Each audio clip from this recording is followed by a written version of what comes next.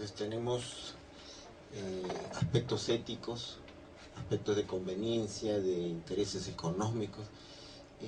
¿Cuáles son las campañas que ha hecho la Asociación Médica Peruana en estos aspectos, de tratar de defender pues la ética y que los intereses económicos no se sobrepongan a la salud de la gente?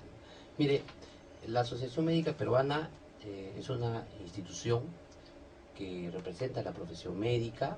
Existe en el mundo entero las asociaciones médicas nacionales. Por ejemplo, usted tiene en España el Colegio Español, el Colegio Médico, tiene los sindicatos médicos en los hospitales y tiene la Asociación Médica Española, iguales en Francia, en todo el mundo.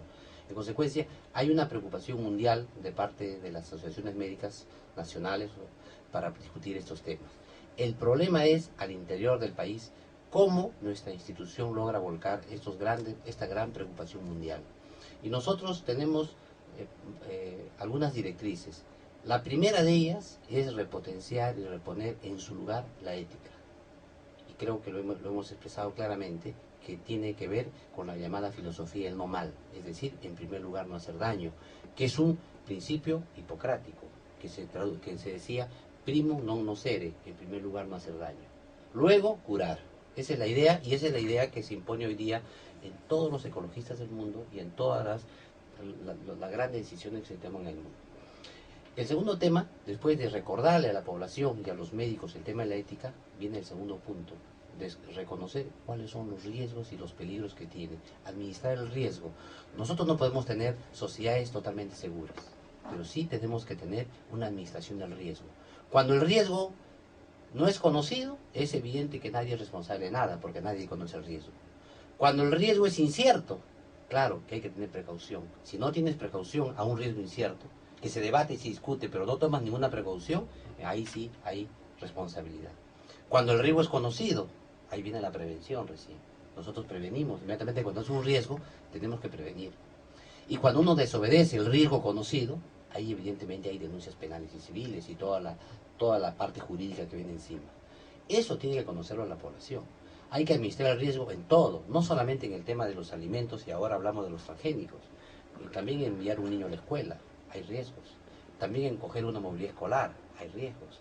También el uso del cinturón. Son medidas de cómo nosotros vamos educando a la población en la administración de riesgos. Pero hay riesgos que son terribles y generan daño para toda la vida, que son aquellos riesgos que ponen, valga la redundancia, el riesgo de muerte de la población.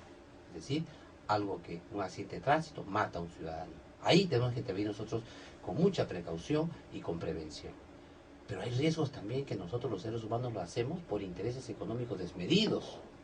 Porque si nosotros le damos carta blanca a las grandes empresas, ¿qué va a pasar? Que ese liberalismo salvaje lo que hace es destruir la razón de ser del ser humano.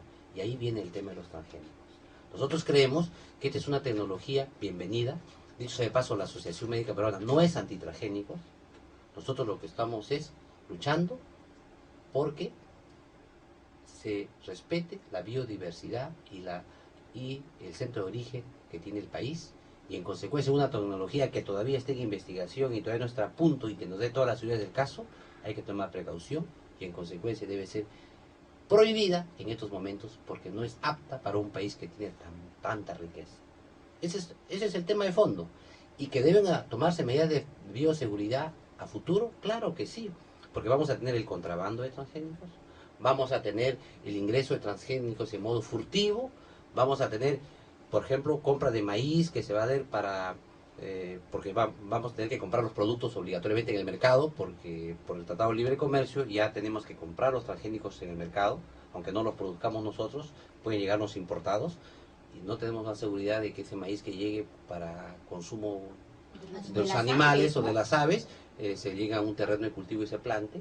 En consecuencia, tiene que haber normas de bioseguridad, tiene que estar reglamentada la bioseguridad con mucha sentido de estrictez, pero eso no significa que le abramos la puerta. Al contrario, ese es el segundo candado. Un primer candado es prohibir o declarar el Perú como un país libre de transgénicos, y en segundo lugar, dar normas de bioseguridad muy estrictas de cumplimiento, y en tercer lugar, que creo lo más importante, es que no debe desaparecer la investigación. Nosotros como médicos sabemos que el progreso de la ciencia se basa en base a la investigación científica. Nadie puede estar en contra de la investigación científica. Al revés, hay que promoverla y hay que hacer que esa investigación sea lo más fuerte posible, pero en lugares confinados y con mucha bioseguridad, y en el protocolo de Cartagena se señala esto con claridad. Y cuando hablamos del tema de transgénicos, nos estamos refiriendo también al tema del agua. Nosotros sabemos que somos un país minero, evidentemente que somos un país minero, nadie puede negar que el Perú es un país minero, pero también tenemos que pensar que a la vez que tenemos minas, tenemos enorme biodiversidad, somos centro de origen, y no podemos hacer que por sacar oro, por sacar plata o algunos metales, ¿no es cierto?, nosotros tengamos que destruir el otro oro que tenemos, que son nuestras semillas ancestrales. Entonces eso tiene que tener un manejo adecuado. Tampoco podemos señalar que la costa peruana es una costa muy seca. Tenemos el 97% del agua se va al océano Atlántico. La sierra es el resto y la costa es seca. Son unos cuantos ríos que atraviesan desiertos. Y en cuyo inicio de la cuenca de cada río hay una mina. Y eso es en toda la costa peruana, eso no es solamente Tacna, por si acaso, con sus 3 ríos y su contaminación arriba. Lo tienes en Moquegua, lo tienes en Arequipa, lo tienes en Lima, con los 3 ríos que atraviesan Lima. Lo tienes en todo el Perú. Entonces, ¿cómo hacemos para que esas minas que están ahí desarrollando su empresa minera no contaminen el agua que van a tomar luego los ciudadanos y van a tomar los animales y las plantas del lugar? Lo que menciona el doctor Herbert Cuba me hace recordar el comentario que nos hizo Joseph Stiglitz cuando vino a dar una charla en la Universidad de la Católica. Fue muy interesante porque él habló de la paradoja de la abundancia. ¿Cómo que Cerro de Pasco es una ciudad minera, ¿no?, con tanta riqueza, o La Oroya, o Cajamarca, y sin embargo son departamentos muy, pero muy pobres? ¿Qué es lo que está pasando? De que hay corrupción, porque ya se ha hablado de las puertas giratorias. ¿Qué pasa? De que muchas de estas empresas ponen gente de su anuencia en los ministerios que tienen que controlar. Vemos que los programas de adecuación al medio ambiente, los famosos PAMA, no se cumplen, y si contaminan jamás pagan una indemnización, y vemos que hay un enorme problema de contaminación y de pobreza. Y él analiza esto y dice, ¿qué está pasando?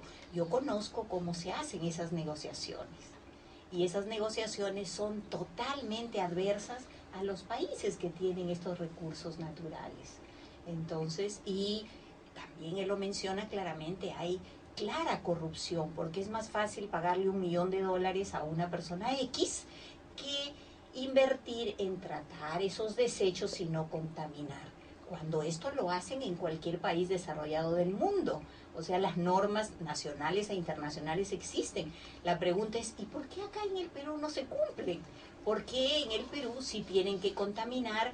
¿Y de qué nos sirve exportar minerales y tener un poquito ingreso cuando lo que se tiene que gastar es incalculable en el impacto negativo que dejan en el medio ambiente y en la salud, que a veces son problemas irreversibles, porque sabemos que metales pesados como el plomo o el mercurio ingresan al cerebro de los niños y los dañan, y quedan con un daño neurológico irreversible, ¿no? Cosas que nos tienen que llamar muchísimo a la reflexión.